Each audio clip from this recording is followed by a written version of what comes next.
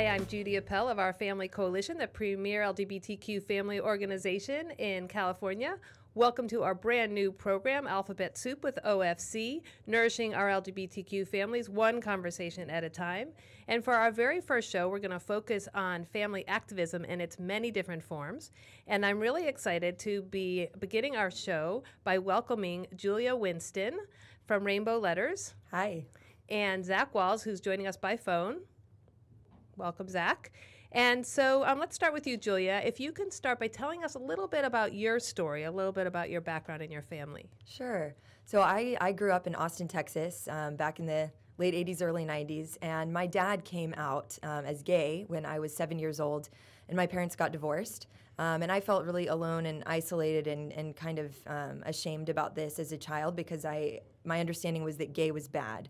At age 12, my best friend, Alana, her parents got divorced because her mom came out of the closet. Suddenly, I had an ally. My best friend, her mom was also gay.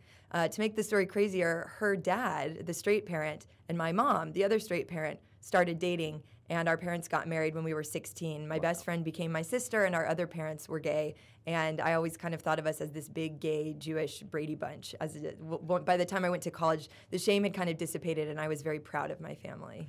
Wow, that is an incredible story. So we're going to talk a little bit about activism. So I think you at some point you started writing a book, is that right? Can you tell me a little bit about that? Yes, when I was in college, I started writing about my family, first in the form of a one-act play, and then in the form of a pilot for a television show. By the time Modern Family came out, I was just excited someone was doing a show about, LGBTQ families.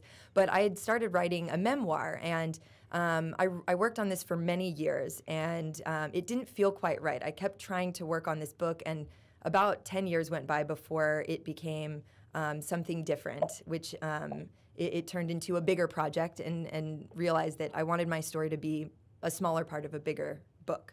Well, that's great. That's a great segue to bring in Zach. Welcome, Zach. Hey, guys.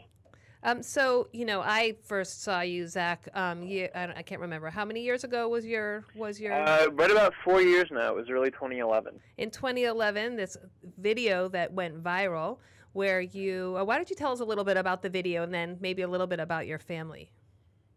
Sure. So I have two moms. My mom's Jackie and Terry. My mom, Terry, had me in 1991. Met Jackie in '96, and they've been together ever since.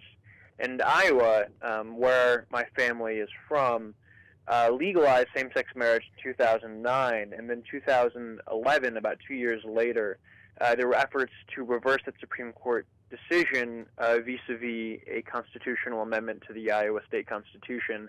And I gave a short speech at a hearing on that proposed constitutional amendment, and a video of that speech made its way onto the internet and went on to get about 20 million hits and was the most watched political video of that year, which turned me kind of overnight from an engineering student at the University of Iowa into a family activist, as you mentioned just a moment ago.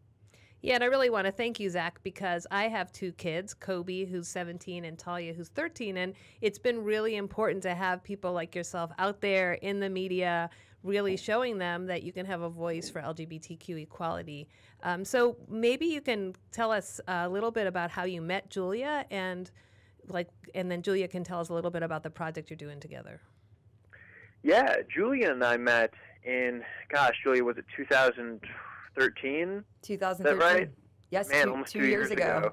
It was in, I want to say, late March 2013. She and I were at a conference together in Utah, and it was while we were attending this conference that we bumped into each other, and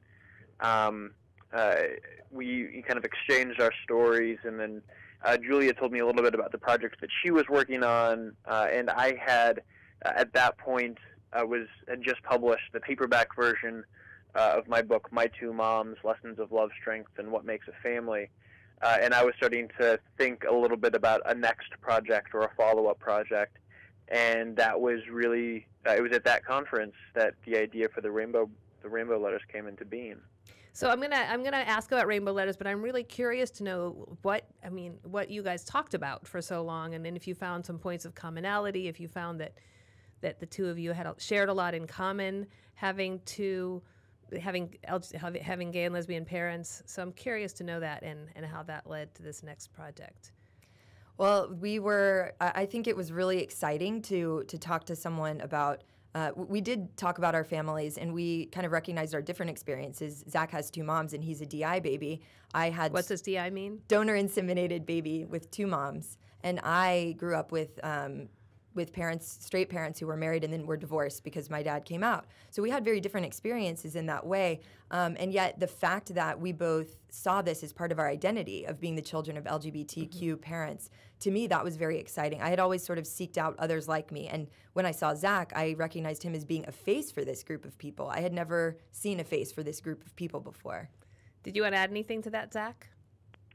Well, something that I was struck by is Julie and I both swapped our stories initially when we first met, but also as we've continued to build our relationship and gotten to know each other better over the last 2 years, is for all of the similarities that we do have, and for the kind of, I think, the fact that we both feel like we're a part of this tribe. Our stories are also very different in a lot of ways. As Julia mentioned, I have 2 moms, and she has a dad who's gay. She grew up in Texas, and I grew up in Iowa. And I think it really speaks to the fact that, like the LGBTQ community itself, you have people who come from every walk of life, who come from different faith traditions, who come from different classes, races. That really cuts across all swaths of society. And I think we just keep, coming onto that fact every single, time we're reading a new letter. And I think it's something that really speaks to me and speaks to the importance of this project. So tell me a little bit, Julia, about the Rainbow Letters Project. The Rainbow Letters is ultimately a creative writing project. Zach and I decided that we wanted to tell our stories together, and we wanted other people to weigh in with their stories so that we could see as a huge kind of mosaic what is the picture of all the differences, all the similarities between a lot of people who grew up with LGBTQ parents. So we have invited people to submit their stories in the form of letters written to anyone in the world. They could write to a parent, they could write to themselves, they could write to a senator, anyone they want, just expressing some part of their experience of growing up with an LGBTQ parent. Zach, what are some of the highlights that you've seen in some of these letters? What are some of the common themes or things that stand out? Well, we see a lot of people writing in, and whether it's addressed to, as Julia mentioned, a family member or to somebody who they found inspiring. Something that we read about a lot is love, and how important love is both in defining family and defining a life.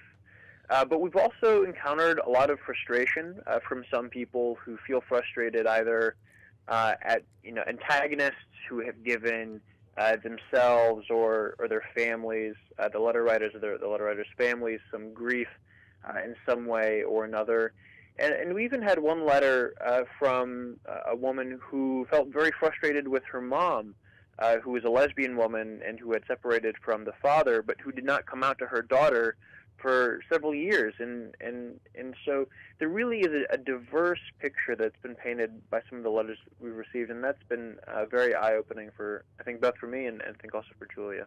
And during this time when we're really looking at family and sort of looking at the LGBTQ community as families and how they're the same or different than regular or normal families or traditional families, I think one thing that's just become apparent is that every family has a different experience. It doesn't really matter if the parents are straight or queer. Family is family, and they come in all different colors, shapes, sizes, and those experiences are really, the diversity of experience is what makes life so interesting. And so we're interested in highlighting those differences and the similarities to see that there is no right or wrong or normal when it comes to the paradigm of family. It's just the interpersonal relationships between people.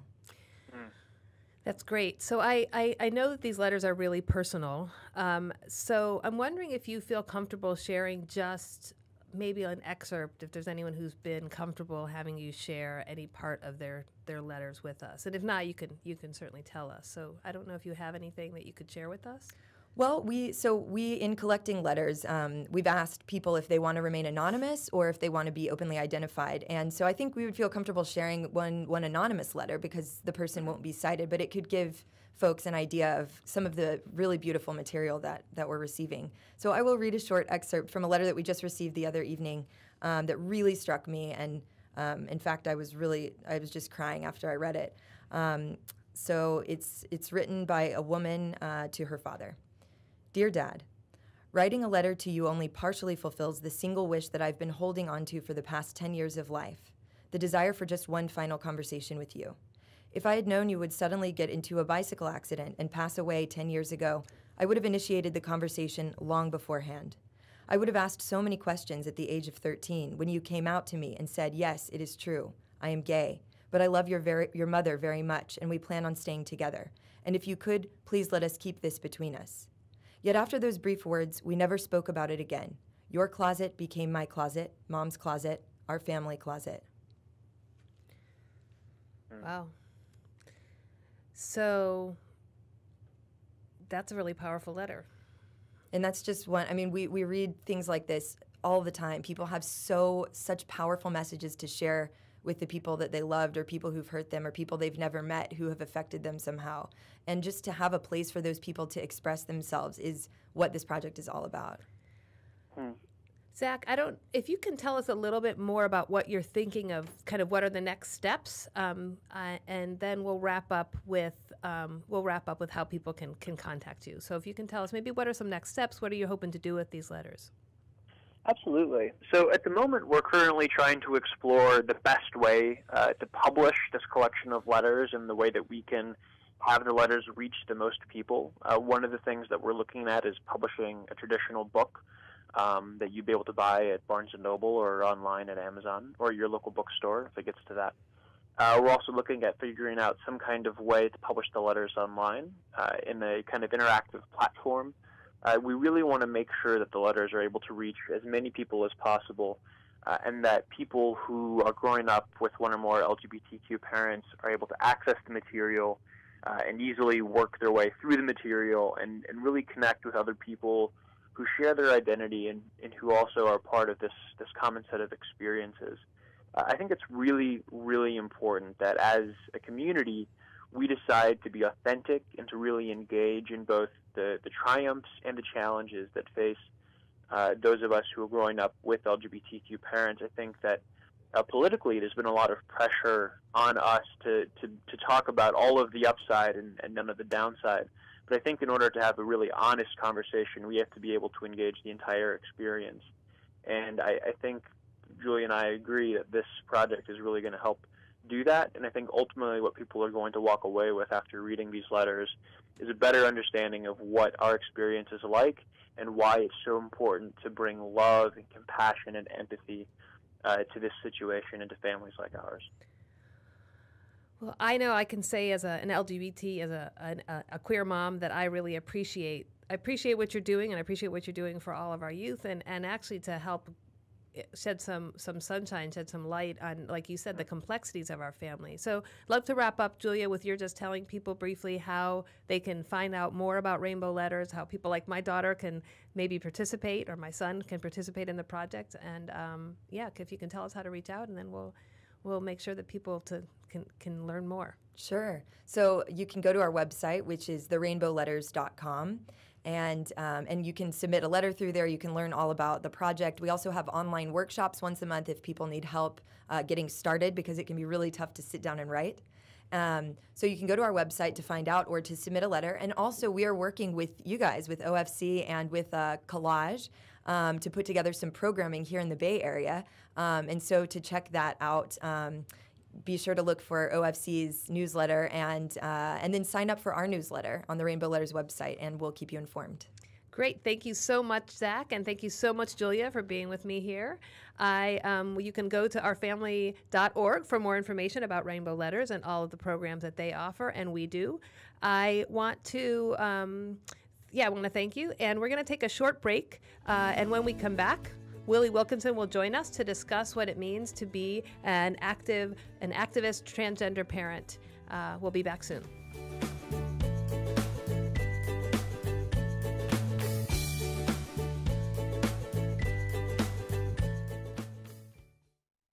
Babe, I think we're ready. We're really doing this. Yeah, I'm ready for our family. So where do we start? Starting a family is a team effort, and when life needs a little encouragement, Pacific Fertility Center will be right by your side. As a unified team of the best fertility specialists, guided by the highest ethical standards, Pacific Fertility Center provides patients with compassionate fertility care. Visit pacificfertilitycenter.com. Weatherford BMW is where I spend a lot of my time. I love what I do and I love the people I work with. But work's not the only thing I love. I love the everyday simple things in life, like mornings at my favorite coffee shop, taking walks with my dogs around Point Isabel, and spoiling my partner for a scenic but thrilling ride. That's the beauty of living the Bay Area dream. We're just being ourselves, living our authentic life. Live your authentic life, a special message by Weatherford BMW. Family Coalition, and we're continuing with our very first show of Alphabet Soup with OFC. We are nourishing our families one conversation at a time. And today we're focusing on family activism, and I'm excited for the second half of our show to have Willie Wilkinson here, who's one of my favorite activists. Willie, you want to tell us a little bit about yourself and, a little bit about yourself and your family? Okay.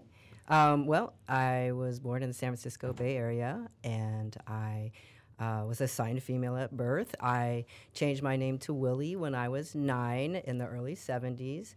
Of course, there was no support in my Bay Area public school.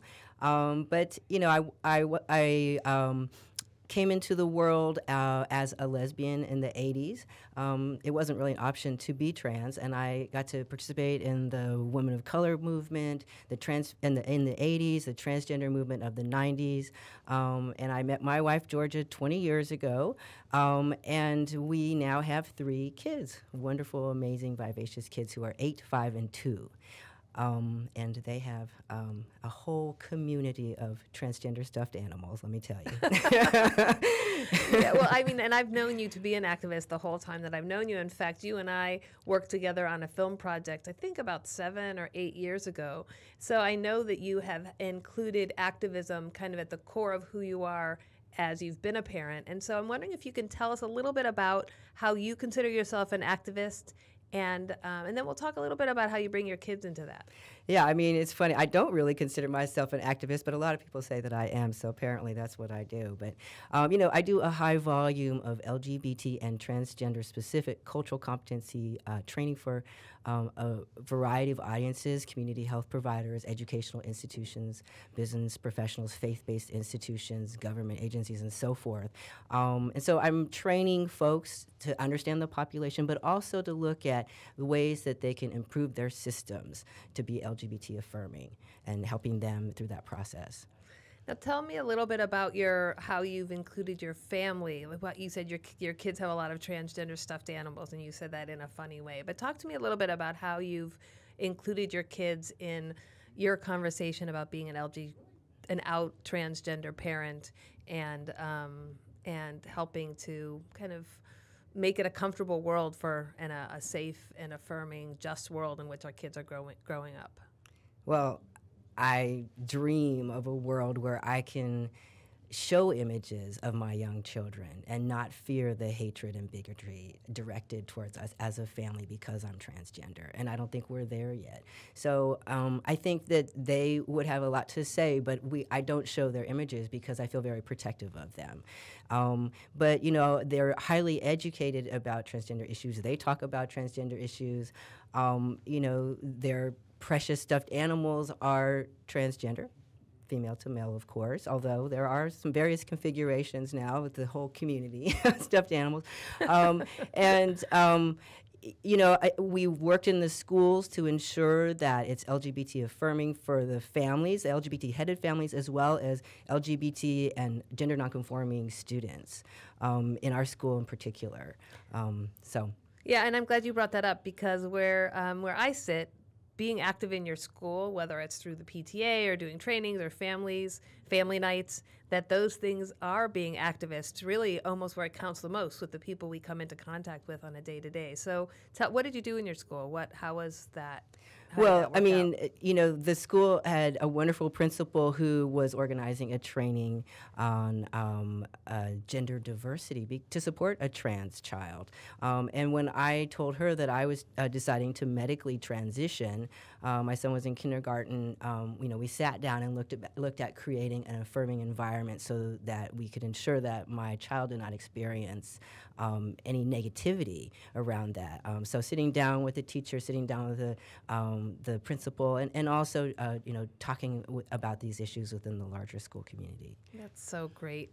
I know I'm sure that made him more, that helped, that was so supportive of your son and also really of the rest of the school community. So that's amazing. I mean, we're fortunate, and not every school is like that, and there's certainly challenges that continue. So you just published a book. Tell me a little bit about your new book. Okay, well, it's not out yet. Oh, it's not out yet. It's coming out in the fall. Okay, great. It's called promo. Okay, thank you. Born on the Edge of Race and Gender: A Voice for Cultural Competency. And basically, I'm using my personal story and the ambiguities and complexities that come with my story around race, gender, disability, class, sexuality, and parenthood within a larger cultural competency, public health, and policy advocacy framework. So, as somebody who conducts a high volume of training, I recognize the power of storytelling in terms of really helping people connect to these issues. And so I wanted to tell my story, but look at the larger issues that we need to look at in terms of cultural, institutional, and legislative change. So while we're wrapping up, can you share with me one? Maybe you don't have an excerpt, but one example from the story that you found that's really powerful and maybe even, it all seems so personal. So share with me something about your story that's in the book that you want to leave folks with today. Well, I do talk about my experience as a young trans child, changing my name and the difficulty that I had at, getting support in the school. And yet there was this one art teacher who really saw the beauty in my crude creations of ceramics or art. And I think she was one teacher who never had any problem calling me Willie and respecting me as a young trans child that I was. And that made a big difference? Yes. It's so great that you bring that up, because sometimes just having that one adult in a school setting or in an institutional setting where you really feel seen makes a huge difference. And so it's a gift to be able to be that adult. It's a good lesson to send out there. Yeah. Is there any last thing you'd like to leave us with before we wrap up? Well, I think as we head into a new era of LGBT rights and the push for federal comprehensive civil rights protections based on sexual orientation and gender identity, I hope that people will stand with us on those issues just as they stood with us on marriage equality. Because trans people are being murdered, people are committing suicide, and we really need to continue this fight for civil rights protections. It's very powerful. Thank you so much, Willie. I'm so glad that you came here. It's so great to have the honor to work with you year after year, and let's keep doing the great work. Thanks so much for the invitation. Thank you. And one more thing before we leave. How can people get a hold of the copy of your book once it comes out? It's coming out in the fall, and it will be available through all outlets in all formats. Okay, so you can certainly get a link to that through ourfamily.org and WillieWilkinson.com. And WillieWilkinson.com. Thank you so much, Willie. Okay, thank you. So that is the end of our conversation about parent activism from our guests, but we are going to conclude with a regular segment, which is called Food for Thought, and Renata Moreira, our Policy and Communications Director from Our Family Coalition, is going to share with us a few of her thoughts.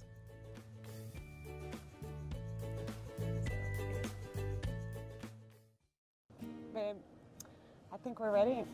We're really doing this. Yeah, I'm ready for our family. So where do we start?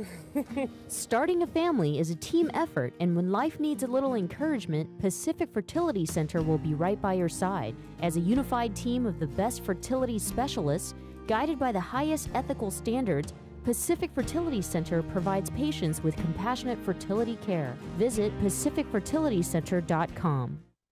Weatherford BMW is where I spend a lot of my time. I love what I do and I love the people I work with. But work's not the only thing I love. I love the everyday simple things in life, like mornings at my favorite coffee shop, taking walks with my dogs around Point Isabel, and spoiling my partner for a scenic but thrilling ride. That's the beauty of living the Bay Area dream. We're just being ourselves, living our authentic life. Live your authentic life, a special message by Weatherford BMW.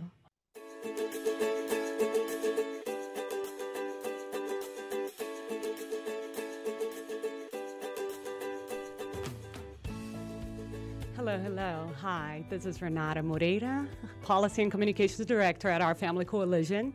I'm here with a new segment of Alphabet Soup with Our Family Coalition, Food for Thought. Well, I've been thinking a lot about a whole lot regarding politics and LGBTQ families. This week's Food for Thought is racial justice. As all of you know, all of us have been invited to participate in a very deep conversation on how we can transform our communities, how we can transform our neighborhoods, how we can teach our children to understand race, to understand class, to understand gender. Let us hold for a moment how it must feel to lose a child to racialized systemic violence. Let us hold for a moment how it must feel, as many of our families know, to lose a youth because we live in a racialized criminal justice system that oftentimes disproportionately impacts and causes a lot of loss and suffering for Black families and Black youth specifically.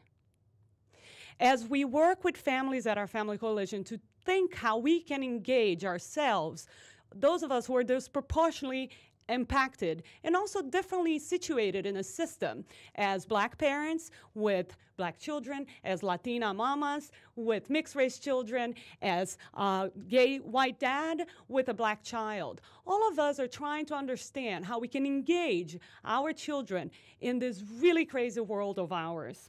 At our Family Coalition, we know and we have been engaging our neighbors on how to best have this conversation. Just last night, we engaged over 9 primarily African American and Black parents in a community roundtable planning that we're going to really open up an invitation for you.